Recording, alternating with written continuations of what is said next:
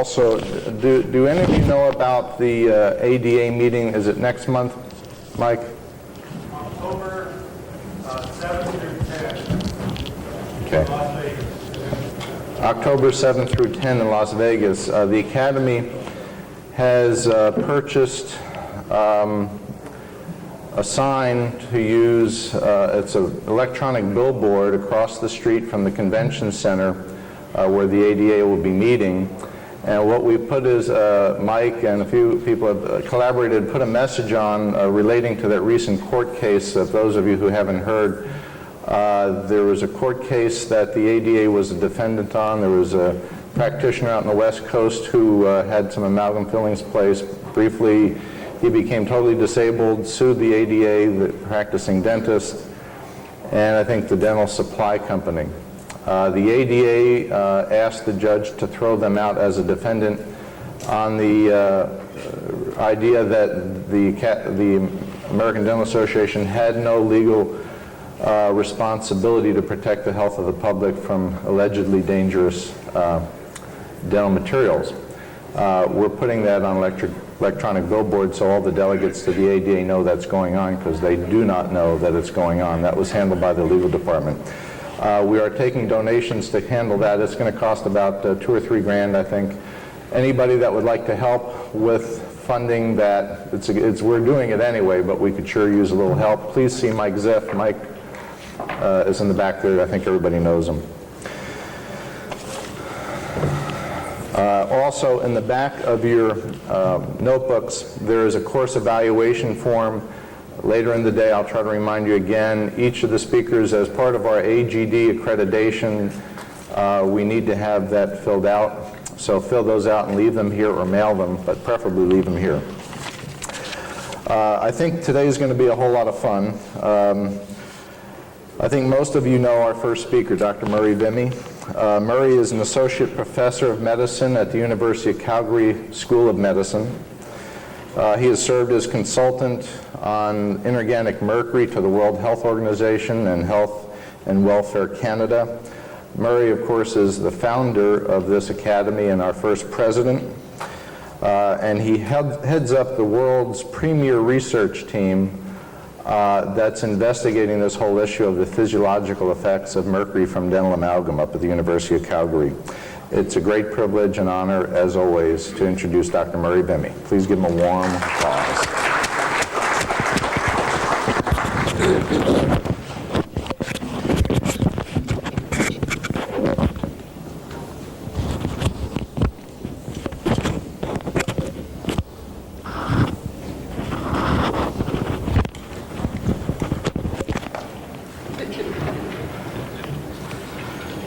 Okay. Can you hear me up there? Is that loud enough?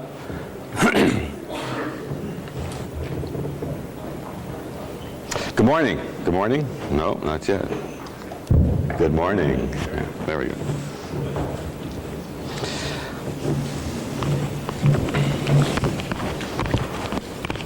If someone would turn the slide projector on for me.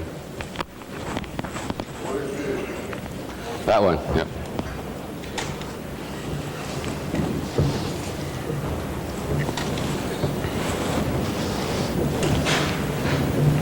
I think this meeting is very fortuitous. I welcome you all here, and I'm really excited to see that the Academy is still growing and moving around the country. I've never experienced humidity like this in my life, so I'm a little weak. From where I live, it's very dry. We're up on the top of mountains, and we have a lot of dry wind. Well, I bring you welcome from the University of Calgary. This is the University of Calgary Faculty of Medicine. Many of you have seen this slide before. Here's our medical school. It's a medium-sized medical school. One of the things that we do have is we have a lot of what's called heritage scholars. We're quite a wealthy province in terms of oil and gas revenues, so we're the Houston of the North. In the distance, you can see the Canadian Rocky Mountains, which is a wonderful playground for summer and winter vacationing. And now that I've done my thing for the Canadian government, we can move on to what's more important.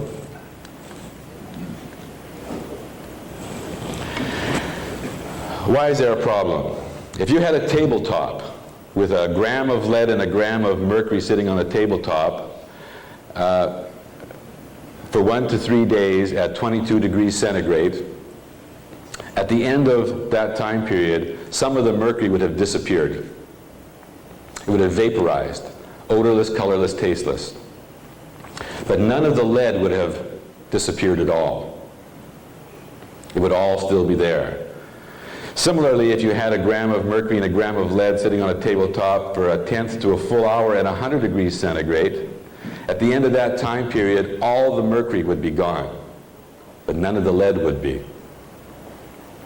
This fact about mercury is what makes it so dangerous. Mercury is highly volatile, highly poisonous, and because it can vaporize into an odorless, colorless, tasteless vapor, in your treatment rooms, in your mouths, as it were, you are exposed to this mercury continuously, and you don't even know that it's happening to you. And Dr. Ziff has gone over some of this in his Mercury 101 and 102, but there are basically 3 forms that mercury comes in. It comes in its elemental metallic form and vapor form. It comes in its inorganic form with a +2 charge, where it's usually attached to something like chloride. And it comes in its organic form, where it's attached to a carbon molecule. And depending upon the form that you're exposed to will depend upon the rapidity at which it gets into your body, will depend upon which tissue it goes to, and to some extent it'll depend upon the effects. However, the active form of mercury that poisons you is Hg+2, and all of these forms convert to Hg+2. So mercury vapor, of course, the main entry into the body would be the lungs. Some of it would be exhaled, some of it could be swallowed in the GI tract, but it gets into the blood system where it's oxidized and the electrons are stripped off. But while it's just in the mercury form, while it's Hg0, it's not toxic because it's not reactive, because it has all of its electrons. It's only when the electrons in the outer shell have been stripped away by catalase does it become a poison. And that's the same for all of these. Some of the mercury, depending upon how it's taken in, is excreted in the fecal material. Some of it is excreted in the urine. Some of it is excreted through sweat. And some of it is excreted through your breath. Some of it comes out in your hair. So it's important to understand this. And all forms of mercury are toxic. And the most toxic forms of mercury, contrary to what we're told by our dental profession, is elemental mercury vapor, followed very closely by organic mercury. Elemental mercury vapor is odorless, colorless, and tasteless. And because it does not have a charge, and because it is nonpolar, it can cross membranes of every cell in your body. It can cross the blood-brain barrier. It can cross the placental barrier. And once it gets into the tissue and loses its electrons, it then seeks out something to attach to, and it tends to attach to sulfur. And sulfur, in enzymatic systems, tends to be at the active sites. So mercury competes with other divalent cations, like calcium. Whereas an enzyme might be activated by calcium, it's inactivated by mercury. So mercury gets right at the very basis of life itself, at the very basis of your existence, the cellular metabolic process. Mercury vapor has a number of target tissues. We know very well that in the mouth, it collects in the gingiva and in the pulp of the teeth. In fact, mercury poisonings, let's say for occupational reasons, gingivitis is one of the first early warning signs that there's a problem.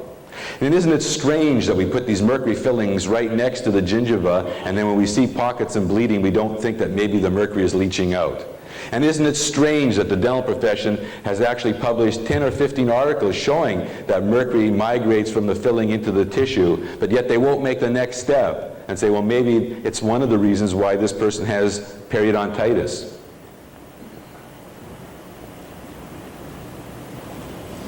Neural tissue, brain tissue, peripheral nervous cells are also a target. The placenta and the embryo is 4 times at risk compared to the adult. This was very clear in Minamata, where the women who were pregnant stayed healthy, but their babies died or were malformed. And the women who weren't pregnant, they got sick. 4 times greater risk to the mercury going there. The endocrine system, pituitary, thyroid, adrenal, blood tissues, cell tissues, both red and white, and also kidney are major uptake sites. What do these have in common? All these tissues have in common a high metabolic rate. If they have a high metabolic rate, what do they also have? High blood flow. Any tissue that has a high metabolic rate needs oxygen and glucose. The brain, 80% of the oxygen you suck in your lungs goes to your brain. Everything from the neck down is there to keep the brain alive. Is it any wonder that a lot of mercury ends up in the brain? Highly metabolizing tissues also have a lot of enzymes. So consequently, the effects would tend to be seen in those tissues. The excretion of mercury primarily actually is by the feces and secondarily by the urine. And as we discussed, sweat, saliva, lacrimal glands are secondary routes, and also exhaled air. Well, what kind of signs and symptoms do you see from mercury poisoning? Now, we're not talking about mercury poisoning from amalgams here. Let's be clear, we haven't got there yet. We're talking about mercury. You get psychological disturbances. Well, if it goes to the brain, obviously what you're going to see are psychological disturbances. Irritability, nervousness, shyness, loss of memory, lack of attention, loss of self-confidence, decline in intellect, lack of control, fits of anger, depression, anxiety, drowsiness, and insomnia. Well, how do you quantify those things? You don't. And just because a patient walks in your door and says to you, "No, I can't sleep," if you tell them, "Well, let's take out your fillings and you'll sleep better," you've made the Huggins error. Be very clear.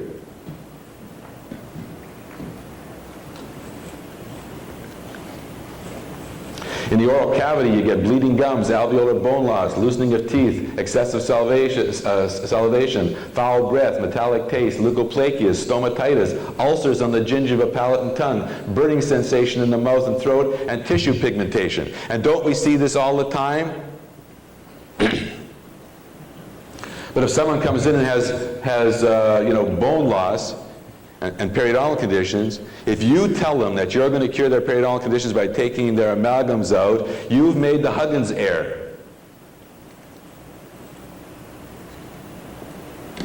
If you say the mercury from the amalgam appears to be a risk factor and may be contributing to your gum problem, and you might be better off without it than with it, that's a different story. The operative word is saying you can cure something. Systemic effects: cardiovascular, irregular heartbeat, tachycardia, bradycardia, feeble and irregular pulse, alterations in blood pressure, pain and pressure in the chest. How many dentists in this room have had spells in the office where they feel faint, where they break into a cold sweat? Typically it happens after you're taking an amalgam out. How many of you have gone home with headaches? Why do you think dentists drink so much alcohol? Did you know that alcohol abates the symptoms of mercury? We have the highest alcohol rate of all the professional groups. And our business is not stressful. Being a cardiovascular surgeon is stressful. Being a neurosurgeon is stressful. I mean, we're fixing teeth. There's not much life and death involved there. What stress can there be? I would argue that some of us get stressed because we get a major exposure to mercury, and as I will show you later, there's some solid evidence to support that. Other effects on the respiratory system: persistent cough, emphysema, shallow and irregular respiration. So if someone comes in with emphysema and you tell them, "We can make you feel better by taking your amalgams off," you have made the Huggins error. Don't do it. Immunological problems: allergies, asthma, rhinitis, sinusitis, lymphadenopathy in the cervical area, endocrine problems, subnormal temperature, cold and clammy skin, excessive perspiration. muscle weakness, fatigue, anemia, hypoxia, loss of appetite, loss of weight, joint pain, hallucinations, manic depression. So be careful. We are dentists. Dr. Ralph Phillips, one of the authors of Skinner's and Phillips' dental materials textbook, said that in his text of 1982 edition, ideally then a dental material that is to be used in the oral cavity should be harmless to the pulp and soft tissues. Also, it should contain no toxic diffusing substances. No toxic diffusing substances that can be absorbed into the circulatory system to cause a systemic toxic response. The material should be free from potential sensitizing agents that could lead to an allergic response. Finally, the material should have no carcinogenic cancer potential. He said that, yet half his textbook was about amalgam and about mercury. He said that, and to his dying day, he supported amalgam and said it was totally safe. And if there's any disservice that's major in our profession is the fact that our dental materials scientists who have very little training in biology, almost no training in medicine, and many of them aren't dentists, but they all are materials engineers, are telling you and I what's good biologically for our patients. And I'm here to tell you that if you sit down in front of your computer and tap into Index Medicus and look for animal research to prove safety, even of the composites, the research evidence is very paltry indeed. Yet of all the healthcare professionals in the world, it's the dentist who implants more non-biological materials into the human body than any other professional group combined. In Canada, they had a big debate 10 years ago about materials, and the government wanted to classify dental materials as implant materials. And the Canadian Dental Association, in its great wisdom, lobbied the government to say, no, the mouth is really not part of the body. You know, it's, we're just putting things into teeth. They're prosthetic. It's not an implant material. Why did they do that? Because the law requires that if a material is an implant material, a tremendous amount of animal research has to be done. And we have none as a profession to defend even things like Dikel.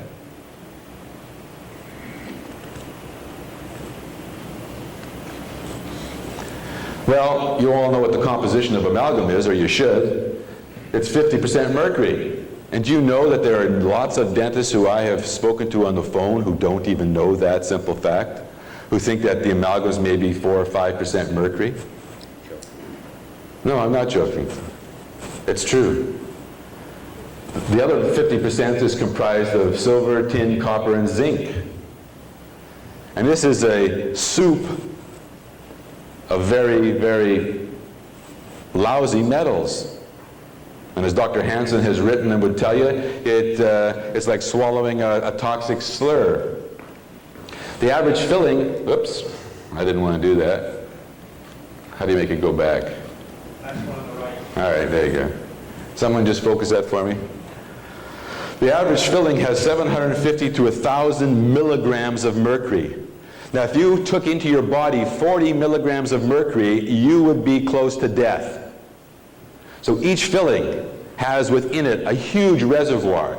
And yes, it's tied up with the silver, tin, copper, and zinc to some extent, but is it stable? Stainless steel is annealed at very high temperatures where the chemicals are bound together. What is an amalgam? It's a loose mixture in various phases. And if you apply a little heat to an amalgam, and this is in all the textbook, the phases shift. It's not stable. We look at these fillings every day and see them black and tarnished and corroded and pitted and full of fissures. Do we ever think, where's the mercury going?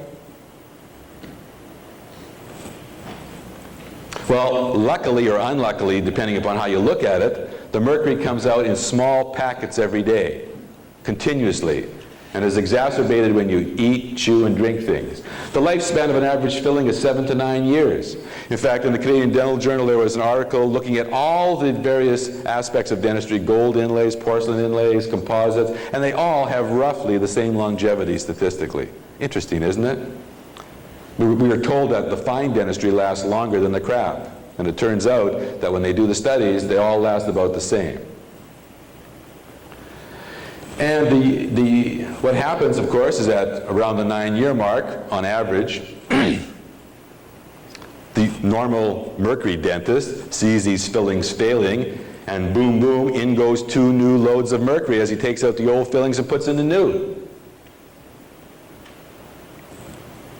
And 75 to 80% of all tooth restorations employ amalgam even today, although it's getting better and slowly dropping according to Christensen.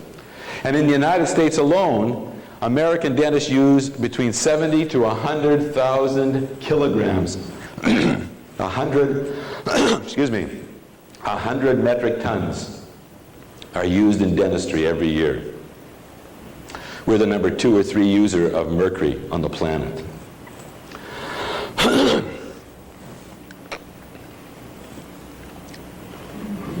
Well, dental amalgam was developed in 1812 by a British chemist. I'm getting a little bit of an allergic reaction to something. Usually it's the air conditioning.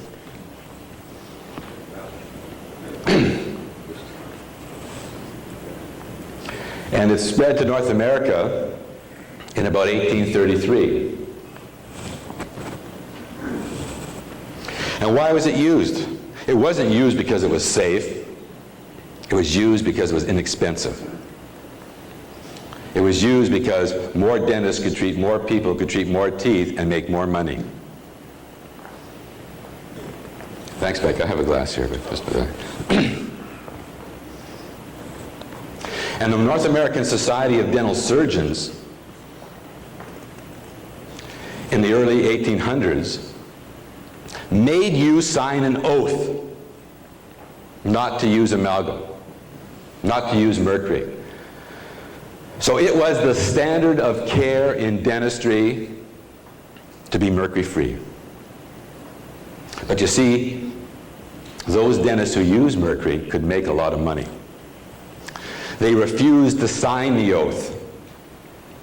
The North American Society of Dental Surgeons disbanded, and in its place arose the American Dental Association, founded by amalgam advocates.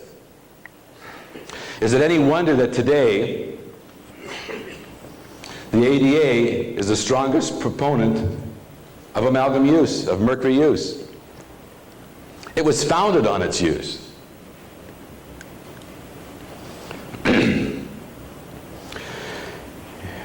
In 1984, in their journal, the American Dental Association wrote, when mercury is combined with the metals used in a dental amalgam, its toxic properties are made harmless.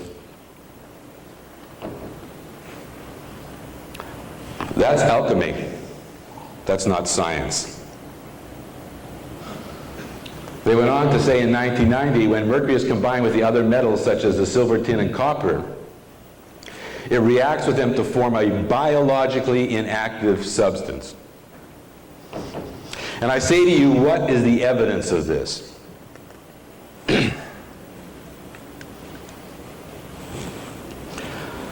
Well, if you look at corrosion studies, you'll see that amalgams corrode. You didn't need studies to prove that. We see it every day as clinicians when we look in the mouth. And so you have to ask yourself, if it's corroding, it means it's rusting. If it's rusting, it means it's oxidizing. If it's oxidizing, it means it's breaking down. If it's breaking down, where's the particles going?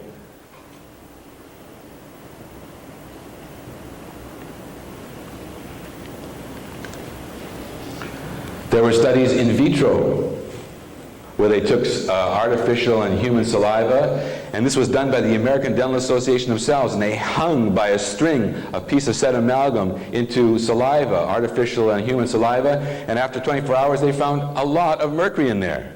No function on these amalgams, just amalgams hanging on a string. There have been a series of breath studies. Studies done by Gay, Savare, Abraham, Patterson, and our group showed that everything from toothbrushing to hot fluids to chewing exacerbates the amount of mercury being released. Well, I think Mike will correct me if I'm wrong, but for every 1 degree in temperature change, the partial pressure of mercury increases by something like 10%. Is that true, Mike? Well, it's, the way I know it is it doubles for every 10 degrees. So All right, doubles for every 10 degrees. So when you chew on amalgam, you're increasing the friction, you're increasing the heat, and if there's free mercury in the amalgam, it's going to vaporize. These are all published studies. These are published dental studies. So the argument that once the amalgam is mixed, the mercury is locked in and its toxic properties are made harmless is false.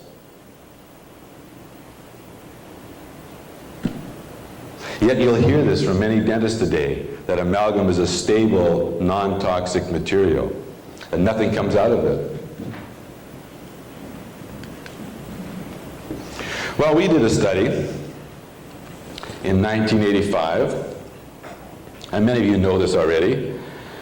We took subjects, 12 subjects, we took a group of subjects, 10 subjects had 12 fillings that were occlusally involved. 9 subjects had 4 fillings that were occlusively involved, and 11 subjects had no fillings at all. And we had them chew. First they came in and they hadn't eaten, chewed, or had anything in their mouth for 2 or 3 hours. We took a baseline intraoral air mercury reading, had them chew on sugarless gum, and every 5 minutes we take another reading. At a half hour, we had them stop, and we kept taking readings every 5 minutes. So what you see is that as you chew, there's a rapid rise followed by a plateau in terms of exposure. And even after you stop chewing, if you extrapolate this line out, it's going to take 90 minutes to get back to baseline. So I tell my patients that you're on a roller coaster. You have breakfast, you go up and start to come down, and just as it gets back to baseline, you have a coffee break. And then just as you get back to baseline, you have lunch. And just as you get back to baseline, it's an afternoon break. And just as you get back to baseline, it's dinner. And then you have your snack before bedtime. And so the area under the curve represents the kind of exposure that the person would get. And you can see that the person with 12 fillings in their mouth is going to have a higher exposure than the person that has 4 fillings. And the control group that had no amalgam in their mouth had virtually no mercury vapor exposure. In fact, this is so important, all these studies put together, that the World Health Organization in 1990 determined that a dental amalgam constitutes the largest single source of mercury exposure in the non-occupationally in the general population, larger than all other sources combined, including air, water, and food. In fact, it's 3 to 4 times larger than all other sources combined. So we're dealing here with a potentially very serious problem. And so far, we've looked at the first scientific question. The first scientific question is, does mercury come out of the filling? Because if it didn't come out of the filling, there wouldn't be any need to ask the second scientific question. It would be considered harmless, as the ADA suggests.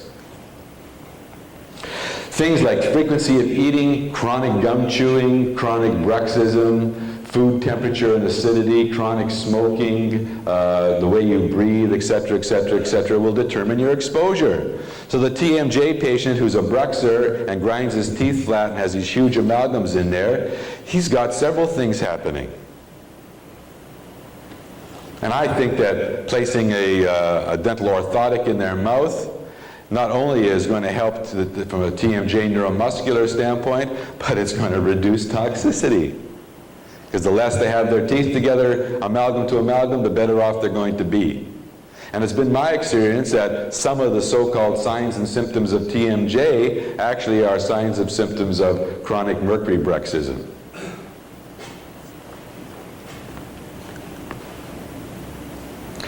Now, if you absorb elemental mercury vapor through your lung, between 75 to 90% of the mercury gets across the lungs into the blood.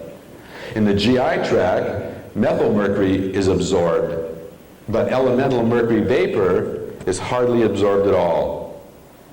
And pure elemental mercury, not in the vapor form, liquid mercury, again, is hardly absorbed at all across the gut. It passes through you. So in other words, if you swallowed a thermometer, it would basically, most of it would go through you. But if you sat a broken thermometer on the table and stayed in a room and breathed the air, you would be really in danger. So do you follow? It depends not only the kind of mercury you're exposed to, but what the route of entry is. And there was a big debate after all these studies. There were groups from Sweden saying, oh, Vimy and Lorscheiter are wrong. They've erred by 16 times too high, and they took our data and recalculated it. And there was people in New Zealand who said, oh, Vimy and Lorscheiter are too low. When we do our experiments, we get higher readings. They get 27 micrograms a day absorbed into the body. And on the low side, you had people like Mackert and Olson and Bergman and Snap doing all these things. The point is that mercury was coming out of the fillings, and you really have a hard time determining how much is absorbed from a few studies in the mouth. And the only reason that projection was made was to try and bring to the attention of scientists that the issue was important, that at the orifice of the respiratory system, you had these slowly vaporizing toxic deposits. So you don't need to be a genius. You don't need to be a genius to know that once the mercury is mixed with the other materials in the amalgam, its toxic properties are made harmless. You don't need to be a genius to know that that's a false statement. Absolutely false statement. Mercury comes out, and what we were extremely disappointed in is that instead of the dental profession starting to look to see if there were effects and if there were problems, the scientists in the dental profession did just the opposite. They merely criticized the research. But I guess that's what happens with anything that's new. So we decided then, if the mercury comes out, to see if it got into the tissues, if it got into the body, if it went anywhere. Because this now is the second research question. We know that mercury comes out, but does it go anywhere? And we chose as our first model a sheep.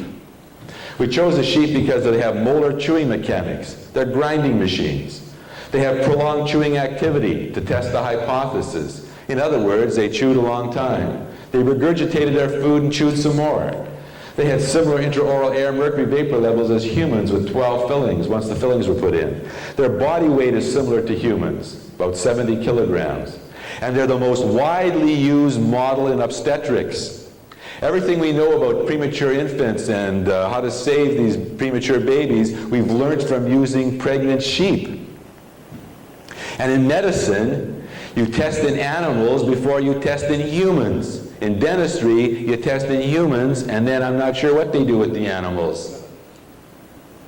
Every cosmetic that every woman in this room is wearing has been tested on rabbits and rats. Every food additive that we have in our food chain has been tested in animals.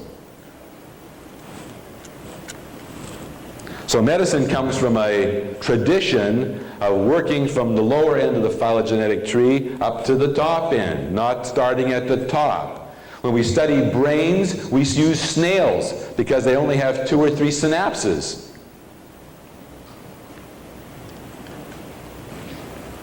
So we published a paper in 1990 where we took pregnant sheep and we wanted to see where the mercury would go if we put it in the pregnant mother's teeth. And here I am doing my sheep dentistry. Here's old Betsy under general anesthesia. No rubber dam, pretty much impossible. And I am the world's most famous sheep dentist. Okay, now here we go. And believe me, there are all kinds of boogers in there. This is not a pleasant place to work in a sheep's mouth. First of all, you got to get your hands halfway down their throat to find the teeth. All right? And second of all, you'd be amazed at what lives inside a sheep's mouth. All right? But here we are. You can see, look at the kind of mouth they have. Okay? Here's the teeth. And if you look carefully, you can see an occlusal amalgam right there that has been placed. So we put 12 of these. And here's the catch. The mercury in the filling was 10% radioactive. Why? So we could track it, so that we could look at tissues to see if mercury ended up there. And radioactive mercury behaves exactly the same as non-radioactive mercury. And for those of you, and I understand we have some students here who are taking biochemistry, know that that's exactly how they worked out Krebs' cycle, is they would label the carbons, some of the carbons, with a radioactive tag, and they'd be able to follow it. So this is not new. This is something that could have been done at the turn of the century.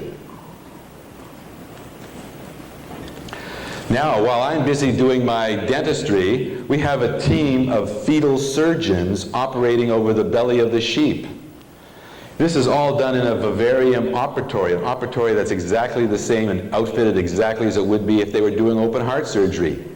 Do we have these kind of things in dental schools? No, we don't. Dental schools are good at doing dental research, engineering research for materials. We are not good at doing animal work. Medicine is. So these are very specialized people who are working over the belly of the sheep. And what are they doing?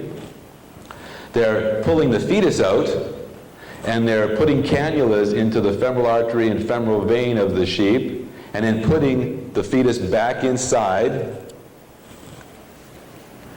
and exteriorizing those little cannulas so that as the lamb continues to develop, we can draw blood from the lamb.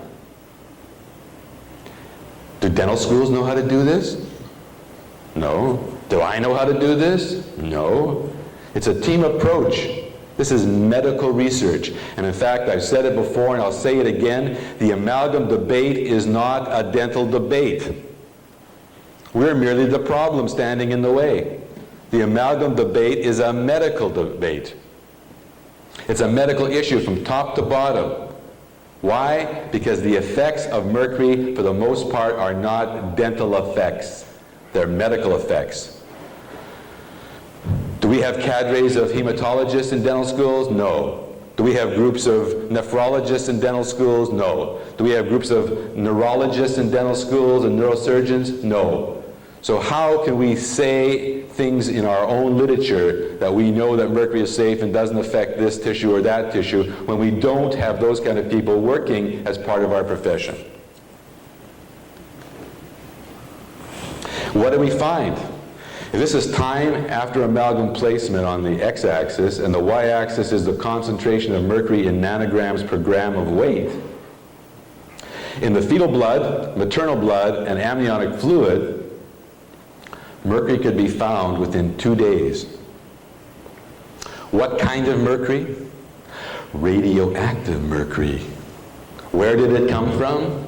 It came from the teeth. Why? Because radioactive mercury has to be made in a nuclear reactor. It doesn't occur naturally. It doesn't happen on the table. So when you see radioactivity in a kidney or an amniotic fluid, you know that it had to come from the mercury placed in the teeth. Interestingly, the fetus, remember we talked about mercury in general being 4 times at risk? What does this show?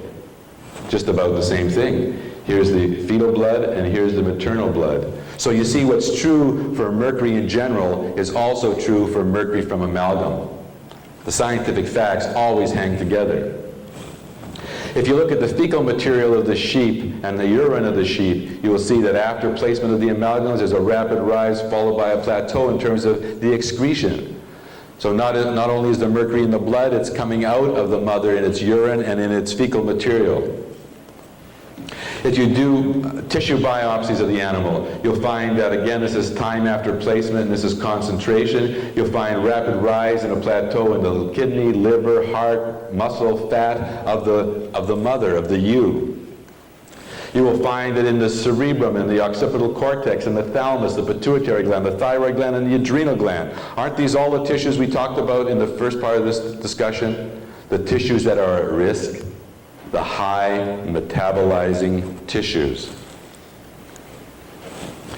If you look at the adult's whole blood, if you look at the milk, and if you look at the bile, the same effect. And there will be a paper coming out, hopefully this year, on milk We're still working on it, on milk, and we have found that actually breast milk of the sheep can be a real damaging influence upon the neonate. There's enough mercury in the milk. I'll describe the experiment to you. We took 2 sheep, both pregnant, timed at the same time. In one sheep we put radioactive amalgams. In the other sheep we put nothing. They both delivered within 6 hours of each other. We took the infant from the amalgam sheep and gave it to the mother with no amalgams. We took the infant from the no amalgam sheep and gave it to the other. We crossed over. After 30 days, both little sheep had the same amount of radioactive mercury in them. So 30 days of suckling would be equivalent to like 2 months of being in utero.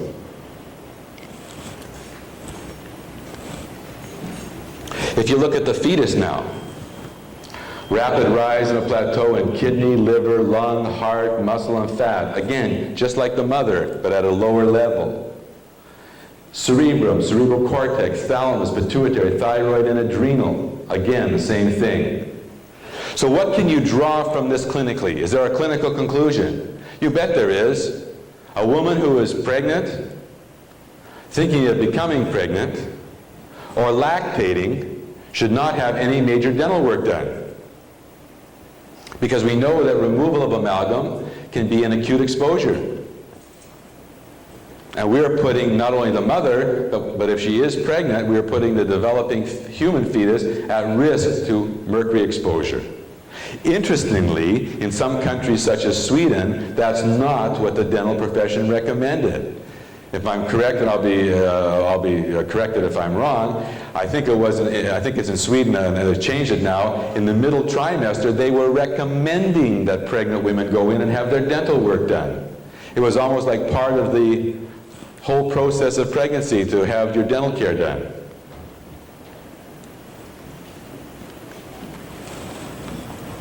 And that's the error that you make. That's the error that dentistry makes by making conclusions and drawing conclusions and making recommendations when you don't have the scientific evidence to support you. Based upon the evidence, just the opposite should have been recommended. The fetal blood and even the fetal bile has mercury in it, even though the GI system of the fetus isn't working.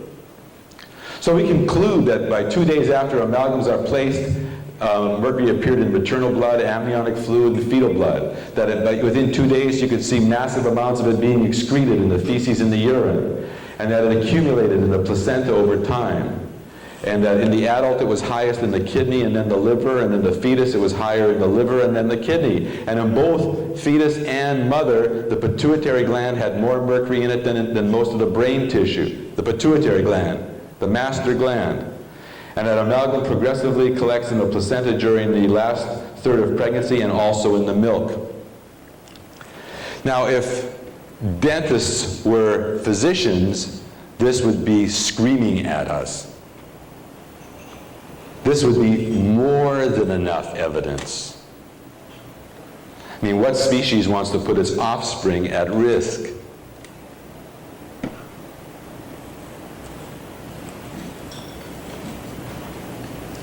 But Dr. Sheldon Newen from the University of Colorado and a former advisor to the American Dental Association was quoted in Dentistry Today as saying, although elemental mercury can pass into the placenta, it does not deposit in fetal tissues.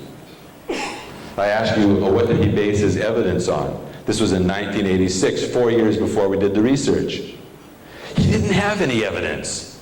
He's a dentist who's also a materials engineer telling you something biological that he has absolutely zero idea about. You shouldn't believe Sheldon Newen, and you shouldn't believe me. I don't want the obligation of having you believe me. Believe the evidence. Question the evidence. Always be skeptical. Well, the radiological principles of measurement using radioactive mercury I've gone over. Briefly, radioactive mercury behaves identical to non-radioactive mercury. And the amount of radioactivity is so low as just to be able to be seen by very sensitive equipment. But you see, Dr. Peter Williams in the Canadian Dental Journal said that, first of all, there was no initial body scan done of the sheep. There may have been a lot of mercury in the sheep to begin with. Did it matter if there was mercury in the sheep? No, because any mercury that was in the sheep was not radioactive. He went on to say there was no control of the initial diet. Was the sheep's diet high in mercury prior to the study? Does it matter if there was a lot of mercury in the diet? No, because it was not radioactive mercury. They go on to say that sheep are ruminant, and their wear rate of their teeth is probably 30 times the rate of human teeth. Does it matter if they chew a lot? No, that's exactly why we pick the sheep. You pick the worst model. You pick the most exacerbated case. And if you don't get any evidence of a problem in that, what would there be a problem in humans? You don't start with the top of the tree, you start at the bottom and work your way up. And he concluded that when you take all these factors into consideration, it would appear that the sheep study is flawed. Flawed? No, the only thing that's flawed was his thinking. Because he didn't even know and wasn't aware that radioactive mercury doesn't occur in nature. Right now at this moment, you understand the issue better than they do. And I haven't finished my presentation yet.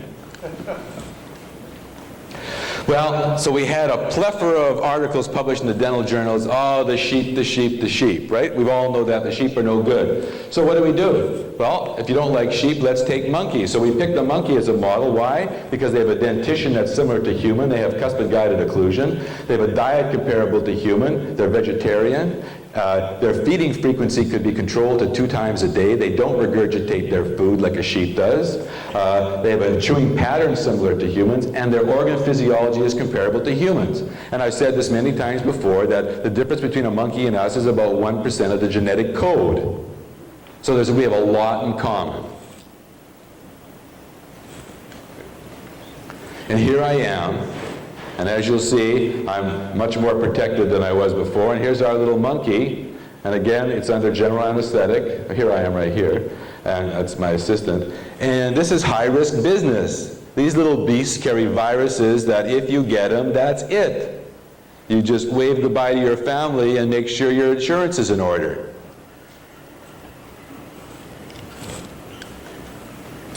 Now here is the animal's mouth. And here are the amalgams that are placed, and they're not finished yet because the cameraman came in at this particular time and took some pictures. So you can see that they're occlusal amalgams. The final product looked much better than that. And here are the same amalgams when the animal was put to rest. You can tell it's put to rest because there's no color in the tissue. And you can see the amalgams. And by ordinary general standards, they're good amalgams. I graduated clinically second in my class. I'm no slouch. I mean, I can do an amalgam with the best of them. But also remember that these teeth are half to a quarter the size of a human deciduous tooth. So we're talking here pretty tough to get those fillings in. Here is the amalgams right after placing them again. You can see the color is pink, and of course you can see some flecks of amalgam particle, but the throat was packed and the whole mouth was lavaged and all the excess was taken out. You can see that the amalgams are not convex, they're concave. They were done that way so no one could argue that we built the fillings too high, because we've had that complaint. We've heard in the literature, at least in Canada, Vimy must be a bad dentist. He built huge high amalgams so that these poor monkeys just had to grind them down, and that was the problem. Well, hey, there's lots of dentists that build huge high amalgams, don't they? And they put them in human mouths, not in monkey mouths. But these are concave.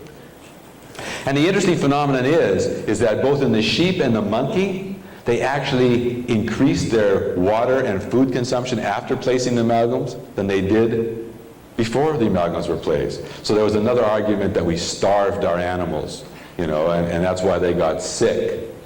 You see, but they don't realize that, the dentists don't realize that in a medical vivarium, you have a veterinarian counting every drop of water that the animal slurps and every food pellet that they eat. The data on all these things was kept. But you see, when you don't have any research of your own, the best you can do is criticize the work and shoot the messenger. Here are the same amalgams. after the animal was put to rest, then you can see at a closer view that these are fairly good amalgams. I mean, wouldn't you give me a B+ on that on the clinic floor? Huh? Come on, guys, right? They're okay. So then we did a whole body image scan. This is used in medicine all the time. When you have possibility of having cancer, or if they want to see if there's any lesions in your jawbones or your bones, they inject you with a radioisotope and they put you on a special machine and they scan you. And wherever the radioactivity goes will be the hot spot, so they can see where the metastases are. So whole body image scan is something used in every major hospital around the world. It's not a big deal. So we took our little monkey over there with those radioactive fillings after we took the teeth out, and you can see the mercury collecting in the jawbone. Now look, here's the head, here's the body, here's the arms, and here are the legs. You can see the mercury collecting in the kidneys, and you can see the mercury collecting in the GI tract. And if you look over here, after we took the gastrointestinal system out, you can actually see the left and right kidney. 30 days after placing amalgams into these animals with low-level radioactivity in the amalgam, you could actually see on a whole-body image scan the mercury. And indeed, the mercury was actually found in every tissue of the animal.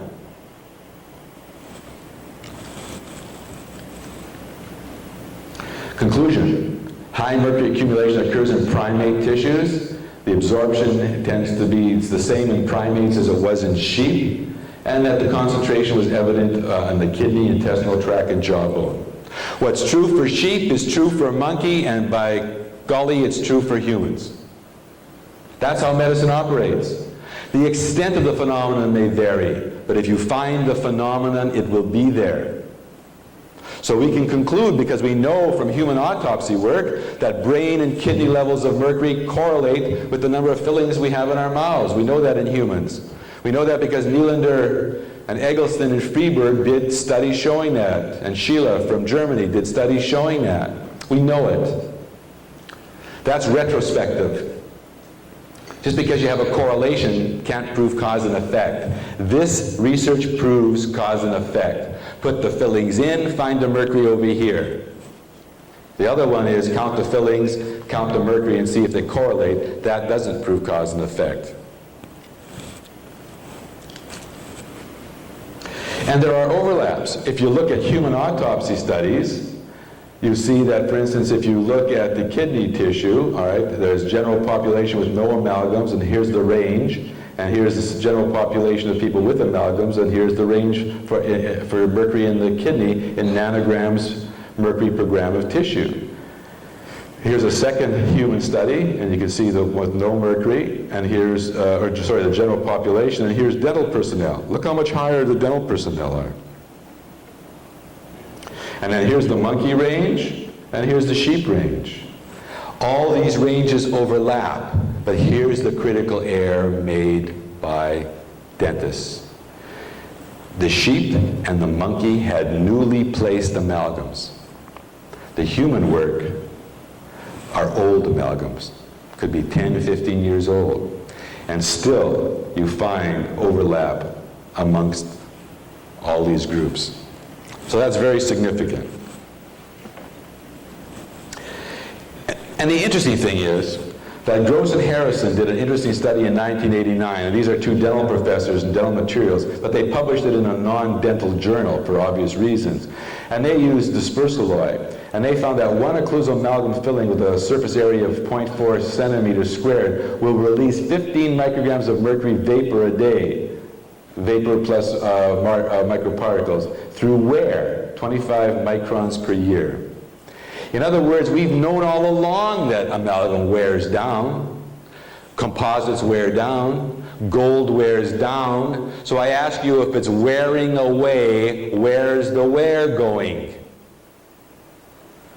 I mean, why weren't we tuned into this a long time ago? Even teeth wear down. Where is the wear going? If half of what is worn away is mercury, where does it go? And it took all the way until 1989 for two dental scientists to come up with an analysis to show that if you had 8 fillings in your mouth, you would get approximately 120 micrograms of mercury released from the fillings. That's a lot of mercury, folks. That's well into the pharmacological dose range. Where's the where going? Next time one of your colleagues criticizes you about the amalgam issue, say, hey, I know you don't like the sheep, you don't like the monkey, but tell me something, you know? Amalgams wear down. Where's all that stuff going? It shuts them up real fast. Really fast, because that's dental thinking. That's not medical thinking. Other evidence about mercury from amalgams had to do with Dr. Aposhian's study published in the FASF journal, where he took two groups of subjects, humans now. One group had no amalgams, the other group had amalgams.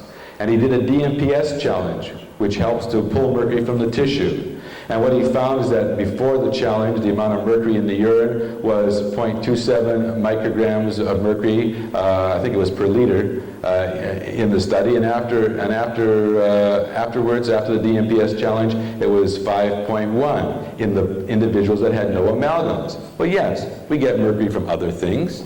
We get mercury from food and from air and from cosmetics and from a whole slew of, from paint, a whole slew of things. But when he looked at the amalgam group and did the same analysis, he found that they had 3 times the amount of mercury coming out after the chemical challenge.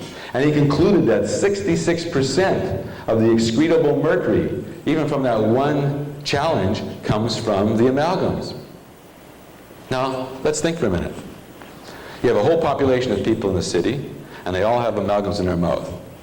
And 2 to 3 times a day they urinate, and a couple times a day they do the other thing, and all of this waste product with the mercury in it is going where?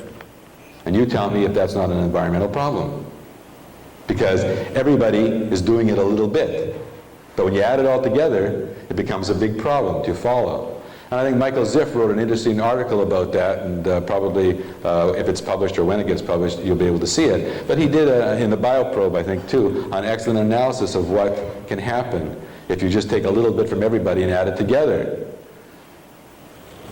So when you have a city like Philadelphia or New York, where there are millions of people, all with amalgams, all dumping it out their rectums and their other orifices into the system, and it accumulates somewhere. That's pollution. Individually, it's not a problem. Collectively, it's a massive problem. We're also told that the mercury exposure from dental fillings is well below the toxic threshold. That is, a level which, when exceeded, produces pathology. How much time do I have left? All day. Okay, so we have safety standards. We have safety standards for what is safe. But look at the safety standards. They vary all the way from 100 micrograms per cubic meter all the way down to 0.3 micrograms per cubic meter. So I ask you, which safety standard is the safe one? I mean, if they tell you in North America it's 50, does that mean it's 50? What happens if you work in Canada where it's 100? Are you safe at 100? But as soon as you move to the United States, if you're at 100, all of a sudden you're at risk? In other words, nobody knows.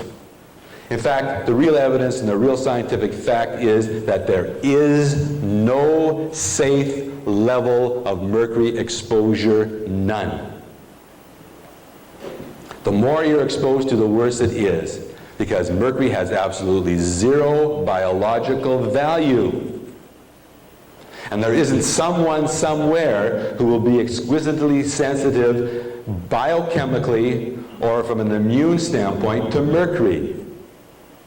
So the rule of thumb is you're better off without it. But you see, we have people who work with mercury, stupid people like dentists, who work with it all day long, and so they have to have safety standards to make us feel safe. And all these standards are arbitrary. They get little panels of people together to make decisions on what's going to be safe and what isn't going to be safe.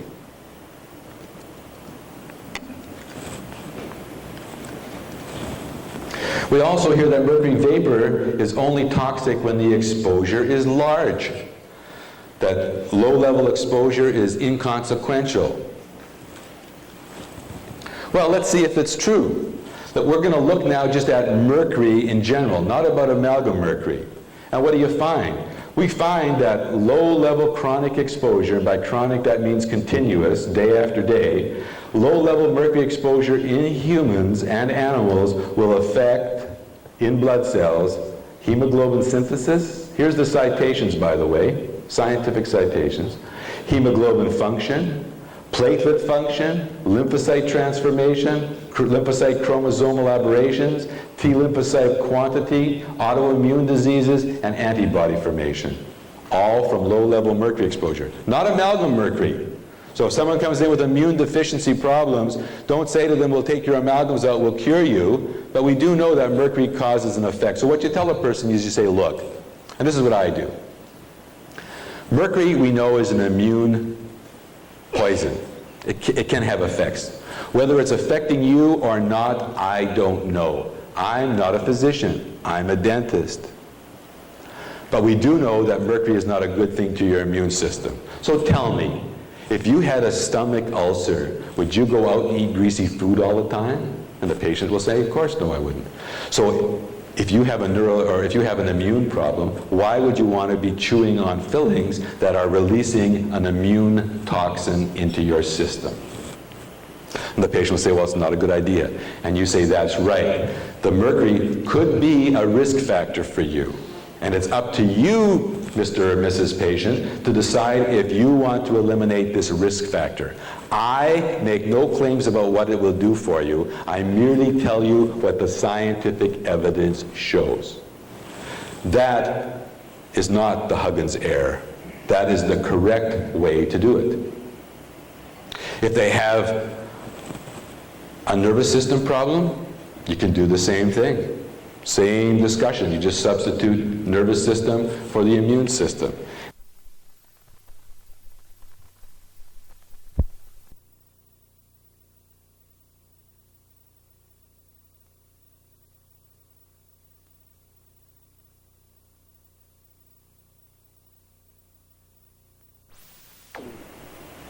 If they have a nervous system problem, you can do the same thing. Same discussion. You just substitute nervous system for the immune system.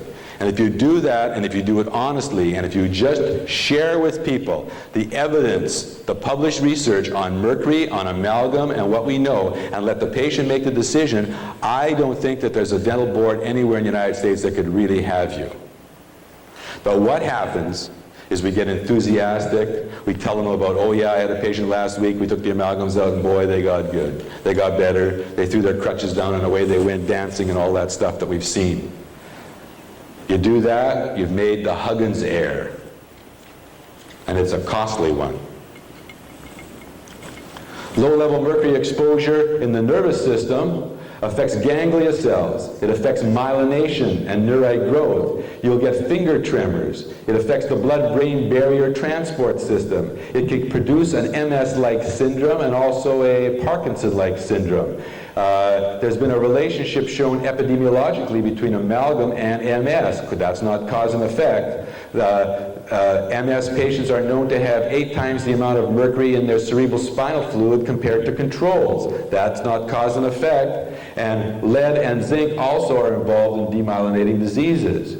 So what we have here, and what medicine is becoming aware of, is that a lot of medical problems are metal-related. And amalgam may just only be one of the many metals. And in fact, one could argue that maybe it's like that old argument about stress. You pile the stresses up until you hit the critical threshold, and then all of a sudden you have TMJ and bruxism. Start pulling away the stresses, and it's helpful. Neurological stress, dental stress, occlusal stress, because all those are stresses. Dietary stress will all feed into this multifactorial problem. And some of those stresses in TMJ, as we'll hear from Dr. Gelb, are more important than others. Some of the metals, as you'll see in medicine, are more important than others. And I think that we all, or most of us would probably agree, that mercury is probably, since it's one of the most poisonous things in the periodic table, is something to be looked at. Low-level mercury produces all those things. So why, as a profession, would we want to place slowly diffusing mercury time bombs into teeth and think nothing of it? So, we've answered 2 research questions. The first one, does mercury come out? We were told it doesn't, but they lied. It does come out. The second research question, if it comes out, does it go anywhere in any kind of quantity? And the answer is, yes it does, but they lied to us. They told us it didn't go in anywhere, that it was too minor to even be noticed. But they had no research evidence. The third and final research question is, okay, so it goes there, but does it produce any demonstrable pathology? Because if it goes there and does nothing, then it's really not a problem. And vapor, Dr. Jones from a university in Canada, dental research materials engineer, said this in 1983, since the major concern in dentistry is the chronic exposure to trace amounts of elemental mercury vapor, any resulting adverse effect may not manifest itself in readily measurable clinical signs and symptoms until a threshold limit is reached after many years. In other words, what I tell my patients is that your body is like a sink, and you've gone away on vacation, you left the plug in, and it's dripping. No problem. As long as you come back on day 14, you're okay. You pull the plug, it no flood. Come back on day 15, you got $10,000 worth of repairs to do. That's basically what happens. Low-level mercury exposure collects in tissues up to 20 years. In brains, it sticks in there for like 20-year half-life. It's like a sink with the plug in. And this is exactly how I talk to my patients, and they understand that. Don't you think it's time to pull the plug? It may not make you better, but it's certainly a risk factor to get rid of, isn't it? And you see these people coming in who have tried everything, gone everywhere. Dr. Chang, a very well-known mercury medical researcher, said that depending upon the frequency and the dose of exposure, the onset of symptoms of inorganic mercury poisoning may be delayed as long as 30 years. So we, as dentists, put those fillings into the young kids and teenagers, and when they hit their 40s and 50s, the suggestion is that they're demonstrating mercury problems. And another critical point I want to make is that for some reason, everybody, and this started, I think, with Huggins, is trying to attach a disease to mercury exposure. When you're exposed to arsenic, you get arsenic poisoning. When you're exposed to lead, you get lead poisoning. When you're exposed to mercury, you get mercury poisoning. You do not have to attach a disease to this phenomenon. In fact, I think it's wrong to do so. So let's stop with this garbage about curing MS, curing Lou Gehrig's, curing leukemia, curing emphysema, curing divorce rates, curing AIDS, and curing. Let's talk about reducing toxic exposure. Let's talk about the health-wise lifestyle.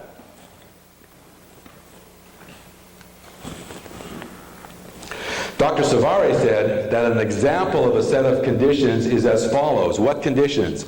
Conditions where it takes 30 years to get the effect. A number of corroded amalgam restorations, chronic mouth breathing, and habitual chewing. Under these conditions, high levels of mercury vapor would persist and the EPA guidelines would be exceeded as a result of the presence of dental amalgam. And I think if Dr. Savary were alive today, he would be one of the prime movers in this academy. I would have bet by this time he would have joined us. But he was not lucky, and life took him quickly due to a heart condition, even though he was an athlete that played in the NFL. So there are groups out there in the dental schools who actually agree with us. But as you'll see later on, they're afraid, and we'll tell you why. So can dental amalgam cause pathophysiology? Well, since the sheep and the monkey and everything showed considerable amount of mercury collecting in the kidney, and since we know from other research that mercury in general, 70% of it collects in the kidney, obviously the first place to look is kidney. And we also know that there's a nephrotic syndrome, which is caused by occupational exposure to mercury, so that if there's a problem, a kidney is a good place to look. So we did a study in a sheep where we put ordinary amalgams in, no radioactivity whatsoever. And we did an inulin test. Now, if you remember your anatomy of the kidney, inulin test measures the glomerular filtration rate. In other words, it measures how well the oil filter cleans the oil. Because basically that's one of the things your kidney does. It's a test that's used in every hospital around the world. They have more sophisticated tests now, but it was the gold standard for testing kidney function. We took two groups of sheep. One group of sheep with 6 animals, we put in 12 occlusal amalgams. Another group of sheep, we put in glass ionomer. There's only 2 in that group. And then we measured our glomerular filtration rate prior to placement using the inulin test. And you can see this is the standard error of the means, and you can see that the two groups overlap, and therefore there's no statistical difference between these two groups at time 0 prior to placing the amalgams. If you then let the animals chew on their ordinary Johnson & Johnson dispersal dyes for 30 days, you find at the end of 30 days that the glomerular filtration rate in the amalgam-treated sheep dropped by 50%.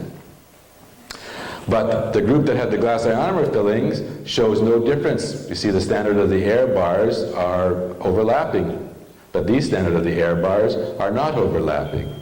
And indeed, if you carry it out to 60 days in this group, you see that the effect stays as long as the amalgams are in the mouth.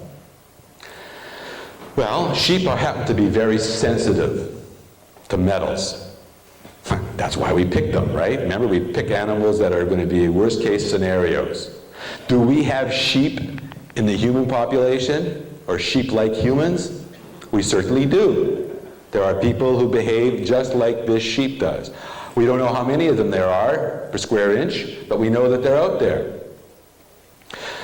The important point is that within 30 days after placing these amalgams, you have an effect. This is pathology. Now let's say that these people had this effect, humans had the same effect. Would they be sick? No. Maybe someone in this room has one kidney. Is there anybody that's missing a kidney? Raise your hand, please. Back there, someone is missing a kidney? All right. Michael. Is that Michael? No, it's behind Michael. All right. So you know that, are you fairly well and healthy besides that? I thought so until I looked at my doctor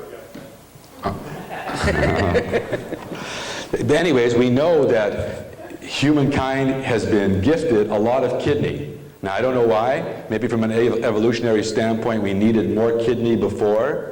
Or maybe whoever the planner was and designed us knew that we would have amalgams, that we would need an extra one. I don't know, all right? But we have lots of kidney. And most people who have one kidney can live fairly well. And what happens is that the one kidney hypertrophies and sort of takes over a little bit and helps. But you don't need 2 kidneys to survive. One's enough. We hear about stories all the time where a sister donates to her brother a kidney to save his life. And both of them live. So these sheep were not sick. They didn't break out in a sweat and have a fever. Their eyes didn't turn yellow. Their teeth didn't drop out. But from a medical standpoint, this is pathophysiology. This is not normal. This is caused by the amalgam fillings. And when you look at the plasma and the urine of these animals, you find in the urine that here are different aspects of the urine profile. And this is prior to putting the amalgam in. This is 30 days after the amalgams are put in. And this is 60 days after the amalgams are put in. So if you look at sodium, you find that prior to placing the amalgams, there's 24.4 units of sodium in the urine. And at 30 days, there's 67. And at 60 days, there's 82. In other words, the animal starts to lose sodium. Now, these animals are on a low sodium diet. That's what they normally eat. But they're losing sodium. Well, one of the functions of the kidney, do you remember, is to maintain electrolyte and water balance. And so reabsorbing sodium is pretty important. And here's an animal who needs sodium and is losing it because of something, which was the amalgams and the mercury. So there's an effect here. The other effect has to do with albumin. Prior to placing the amalgam, there was 93 units of albumin coming out in the urine. And as time went on after placing the amalgams, it dropped to a third of what it was in the beginning. Now, albumin has a molecular weight and size that just a certain amount gets pushed through the filter. So what does this tell you about the filter if less albumin is pushed through? One of two things. Either the pressure pushing has dropped, or the filter is plugged. Just like an oil filter. You take a sieve and you plug it up, nothing sieves through. So there's a demonstrable, not only is there a demonstrable change in filtering ability, there's a definite change in certain effects in the sheep. But when you look at the kidney under light microscopy, and we had a pathology look at it, there were no pathological problems seen in the animal from a histological standpoint. So these defects are biological, not pathological. In other words, they're biochemical. I'm just going to get another pointer because this one's falling apart on me, so just hang on a second.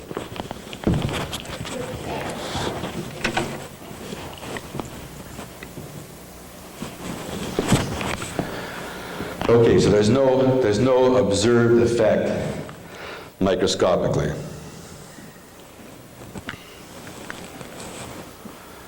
So what can we conclude from this? We can conclude that plasma inulin decreased, plasma urea did not increase, the urine albumin dropped, less albumin was put out, and the sodium increased by 300%. So there are some problems going on in the sheep kidney because of the placement of the amalgams. Because the glass ionomer sheep didn't show this effect. And they were treated identically. They all had general anesthetics, they all had the same food, the only difference was the kind of filling that was placed. Well, we know also that this work has now been confirmed to some extent. Dancher and his group in Denmark, I believe, did a study with monkey where they used amalgam, and they found that the mercury from the amalgam collected in the proximal tubules. Proximal tubules is where the sodium is reabsorbed. Studies have been done by Zalops in rats looking at mercury effect, and mercury again accumulates. The primary site is the proximal tubule. In fact, it's well known in all the textbooks in medicine that 65% of sodium reabsorption occurs across the proximal tubule. This is where the amalgam mercury goes. This is where the effect is. Yet Dr. Baratz, formerly of the American Dental Association as an advisor, said before the US FDA products panel, millions of Americans have amalgam fillings, but there is clearly not an epidemic of renal failure in these individuals, as the authors of the sheep studies would suggest. We did not suggest renal failure. You have to have over 90% kidney failure before you have renal failure. So you got to understand how the establishment tends to take good science and twist it.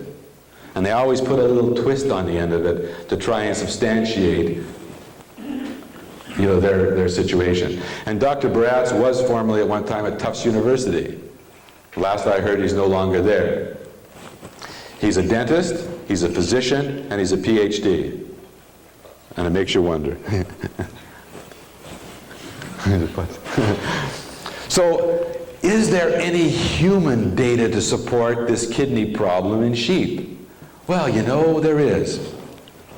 Dr. Molin in Sweden published a paper in Acto-Odontological Scandinavia in 1990, and she did 10 human subjects, and she measured their plasma mercury level, and she found that it correlated with the number and total surface area of amalgams in their mouth. She then took these 10 people and removed their amalgams. And 12 months after removing the amalgams in the 10 subjects, the mercury level in the plasma dropped by 50%, and the urinary mercury dropped by 25%. So that's nothing new. We knew that the mercury in the urine and the blood would correlate that way. But what was interesting, but what she didn't really make a big deal of, is that 12 months after removing the amalgam, the urinary albumin increased as compared to 4 months before removing the amalgams. You put amalgams into sheep, and the urinary albumin drops. You take amalgams out of humans, and the urinary albumin rises. Put them in, it drops. Take them out, it rises. Sounds like the same thing to me. All right? Sounds like just the opposite. Do the opposite, you get the opposite.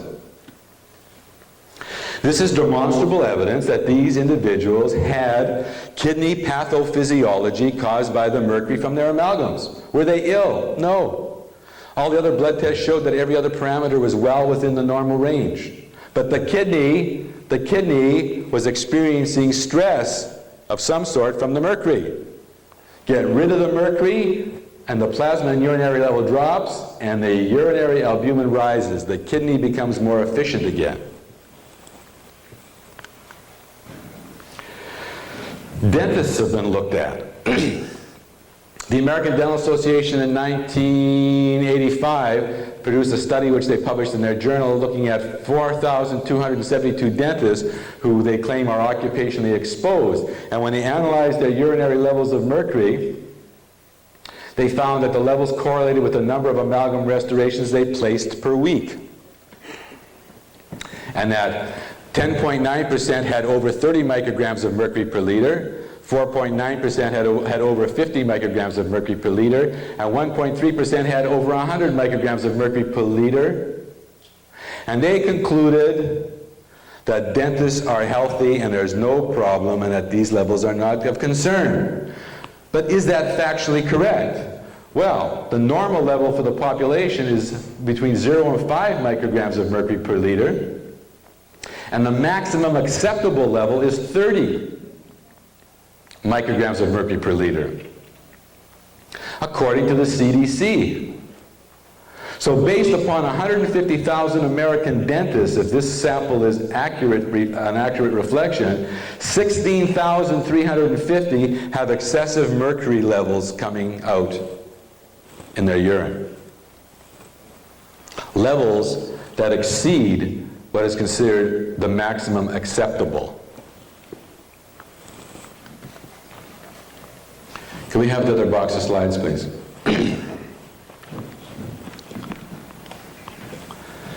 Any questions up till now? Yes. Yes. Have you done any studies of amalgams placed in humans on the urinary excretion of sodium after they've been in more than 30, 60, 90 days? No. The question was that we looked at human sodium levels after placing amalgams, and the answer is no. A typical thing, just to follow up a little bit, a typical thing that I'm seeing is high retained hair sodium and low urinary sodium on checking people that have a lot of mercury symptoms. Well, it's quite possible, but we haven't looked at it. That's an interesting observation, though. You know, you should collect some data and try and publish it. Yes? Has there been any studies done to show what the effect is after removal? We suspect that there's an increase, but do we have any studies to show what the increases are after removal? No, the only study you have is this one I just showed you on the kidney. Our research team... Based on the issue that it's a higher risk to take mercury out of somebody than it is to leave it in. Well, there are studies showing that if you don't take the mercury out very, very carefully, that you will have a dramatic increase in blood levels and urinary levels of the patient. There are studies that have shown that, dental studies, but not studies that have looked at specific physiological indices to see if it affected their health at all. My question is really on the basis of whether or not a pregnant woman should have it removed. If you are very careful, and if precautions are used, I would argue, why take the chance? I think that's how I would argue. All right, so we have some pathology. Can I go on? Catch me later. Okay. We have. How much time? We're just starting into break time. So Starting into break time, okay. Well, there are other pathologies that are known. Dr. Summers and our group did a study on antibiotic resistance, and she showed in animals and in humans, when you put the amalgams in, that the mercury will affect their GI system and affect the normal bacteria, and what you get is antibiotic resistance. I'm just going to flip through these real quick and just give you the conclusions. And we looked at all these different forms of bacteria, which are common pathogens, and we found that once you place the amalgams, these bacteria became antibiotic resistant. Because on the same piece of chromosome where antibiotic resistance is kept, so is mercury resistant. So the exposure to the mercury not only triggered mercury resistant bacteria, it triggered antibiotic resistance. So that's another form of pathology. Is it important? You bet it is. 30% of all patients in North America who are hospitalized take antibiotics. 32% of all the pharmaceutical drugs at our hospital were antibiotics, and antibiotics comprise 10% of the total 5.1 billion drug sales. And as you know, we have more and more old diseases that are becoming antibiotic resistant. One of the reasons, and maybe not the main reason that this is happening, is because these bacteria are exposed to mercury, which programs them to be antibiotic resistant. Of the top 20 drugs, generic drugs sold in North America, according to Pharmacy Times, 10 of them are antibiotics. But Dr. Sheldon Newman again said that I don't know what the significance of the mercury increased resistance in the monkey gingival and intestinal bacterial flora means. The fact that there is bacterial resistance, what does that mean? What effect does it have? Well, all he had to do was read the paper or go next door to the medical school, and I got to tell you that an entire volume of science was devoted to the crisis in antibiotic resistance. And so heavy metals such as mercury, cadmium, lead from many sources could be part of the environmental contribution to this antibiotic resistant problem, to the tuberculosis that we can't cure, to the new syphilis and gonorrheas that we can't cure. So you don't have to be a genius, do you? There is pathology, and it's been demonstrated to be caused by mercury from amalgam. If you're looking for dead bodies, or people having convulsions on the street because of their fillings, I don't think you're going to find them.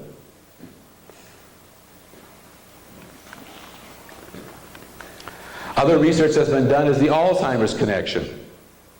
We now know that mercury exposure in levels that come from dental amalgams will produce a biochemical defect in the brain which mimics Alzheimer's disease. And we're working with the University of Kentucky on animal and human studies to determine if amalgams are part of the Alzheimer's process. And then you have things such as allergy. Mercury not only is a poison, it's also an allergen. You can be allergic to it. And they tell us that less than 1% of the people are allergic to mercury. And that's a load of crap, because when you look at the medical study published by medical dermatologists, you see that when you look at white and the black population and you combine them, 5.4% of North Americans are allergic to mercury by patch test. And they tell us it's less than 1%, the dentists tell us. And if you ask Michael Ziffin, I think he was at the meeting, that happened in 1984, and it was an arbitrary conclusion by a panel of dentists at the National Institute of Dental Research meeting. These people feel that they can say what they want without evidence. That's the Huggins error. You cannot do that. And Dr. Sheldon Newman said this very clearly as an advisor to the American Dental Association. Allergies to mercury are extremely rare. The incidence is so low that most allergists cannot tell you when they've seen it. Even to say that it's less than 1% is misleading, because it isn't even close to that. That's an absolute fabrication. The evidence does not support that. So you don't need to be a genius. There's a lot of problems happening here. And so we know scientifically that mercury is highly toxic to humans. We know scientifically that there's no safe level of mercury. We know scientifically that the contact sensitivity or allergy to it is greater than 5%. We know scientifically that blood and urine are not of any diagnostic value because the mercury doesn't stay in the blood or go to the urine, it goes into the tissues. We know scientifically that the placement and removal of fillings is a dangerous act, and every day dentists around the world expose themselves, their staff, and their patients to a toxic material. We know that the mercury from the fillings does not stop coming off when you stop chewing, but continues 24 hours a day. We have autopsy studies to prove it. We have animal research to substantiate it. We know that amalgam crosses the placenta to the developing fetus. We know that you can visualize it by whole body image scan. We know that it induces pathophysiology. It induces pathophysiology in the immune system. It induces pathophysiology in the kidney. It induces pathophysiology in the mouth with oral lichen planus. It induces pathophysiology in the brain with its Alzheimer's connection. So why is this happening? Why do we allow ourselves to continue as a profession placing amalgam, a highly toxic material, into people's mouths and think nothing of it? And the answer is quite simple. The answer has to do with this seal. The answer has to do with the ADA seal of approval. Because you see, walk into a drugstore and go up to the analgesic department and see if you can see the seal of the American Medical Association on any products. They learned a long time ago that today's medicine could be tomorrow's poison. But we have the American Dental Association stamping its seal of approval on Scotch Bond, stamping its seal of approval on Ultradent and products from Denmat, stamping its seal of approval on toothpastes that are ADA approved. It's down here, you can't see it, the seal. Stamping its seal of approval on water picks, stamping its seal of approval on amalgam and dispersiloid. And once you give something your approval, how do you take it back? America is very litigious. You got more lawyers per square inch than any place on the planet, and they all want a living. Once you put your stamp on it, how do you take it back? And what did these companies pay to get that stamp of approval? And who is the ADA even to think that they can put a stamp of approval on it, because they're nothing but a trade union. They have no regulatory authority whatsoever. So I think something stinks. And I think that this issue from a scientific standpoint has been over for a long time. What we're left with are the battles. We're left with the skirmishes along the periphery where the troops don't know that the war is over yet. How many years from now will we find some Japanese fellow who still thinks World War II is going on, right? And it's the same thing in our profession. So you have a choice. You can be a motor mechanic, or you can practice dental medicine. You have a choice. You can use science, science, science, or you can risk it all and use the Huggins approach. And you have a mission. Your mission, at least, is not to use amalgam again. You don't have to get involved with sick people if you don't want to. It's a very dangerous thing to do. If you choose to do it, then that's a personal choice. But at least stop using amalgam. At least take precautions to protect your patients. Use a rubber dam. Use an alternative source of air for the patient to breathe and for you to breathe while you drill the amalgams out.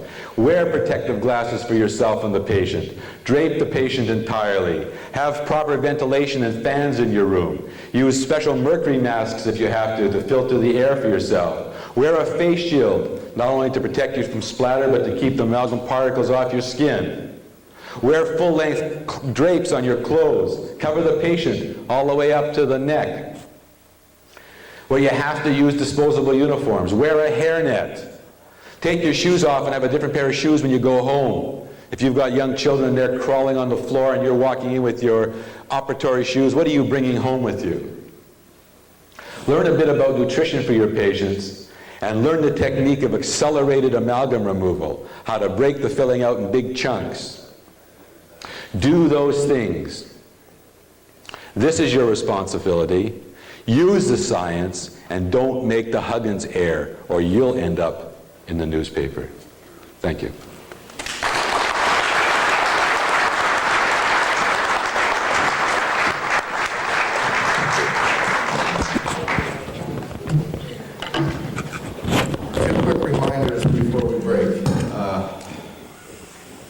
Again, the lunch and learn tables. Any of the doctors who have registered for this meeting, this break will be your last opportunity to register for the tables.